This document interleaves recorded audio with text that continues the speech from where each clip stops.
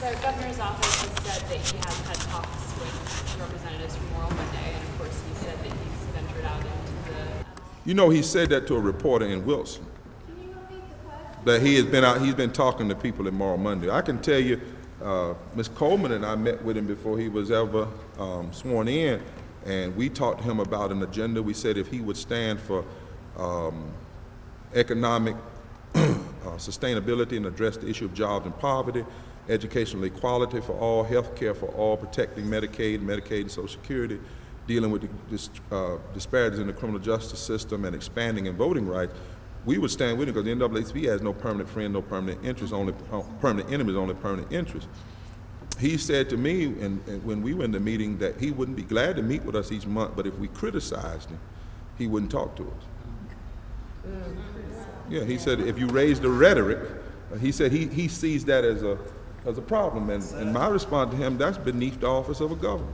Because if there's anything in democracy you ought to have is debate and discussion. You know, this is not Burger King. You can't have it your way. This is a democracy.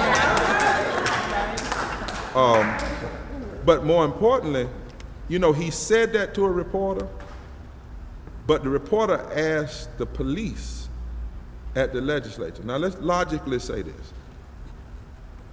The governor of the state, who the other day took cookies to women. Yes, he did. He had 4 bodyguards with him. Yes. Just to take cookies to women. Now you think he came out tomorrow Monday and we didn't see him? His own, the legislative general assembly police said they have no record. Go check that. They have no record that he was out there. We haven't seen him. We have letters certified that we've written, asked to meet with us. He refused to meet with us. One day, a group of students went to his office. He was in the office, and he had people arrested rather than meet with him. So why? I don't know why he would engage in that kind of delusion. You know, it's scary because if he thought he was there and he's not there, that's a problem. I mean, that's a problem to have a governor that thinks he's somewhere and he's not there. And then it's a problem if he just told a story about being there. The reality is we've been there every Monday. The best and brightest. He could have come out, he could have met with us. He has not met us. But remember now, this is not, there's a trend going on here. He said that teachers that make $40,000 to $45,000 will get a 1% tax cut. But his Office of Budget Management said you don't get a tax cut until you make $250,000. So he got this propensity to say stuff that when you check it, it's not quite true.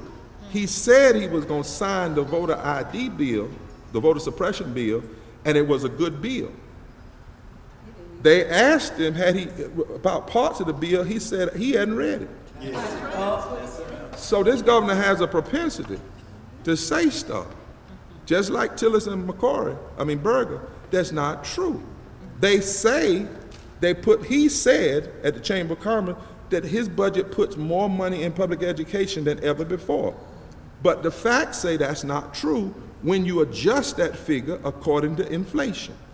So they have a tendency to say things and hope that the media won't dig, won't really find out the truth, and will allow their policies to be passed based on misquotes, misstatements, and as my grandma used to say, just lie.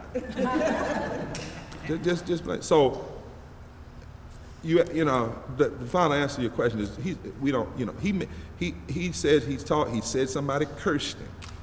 Not just cursed him, the Moral Monday. Then he changed the story and said, well, he didn't really mean Moral Monday, he meant he was just walking through.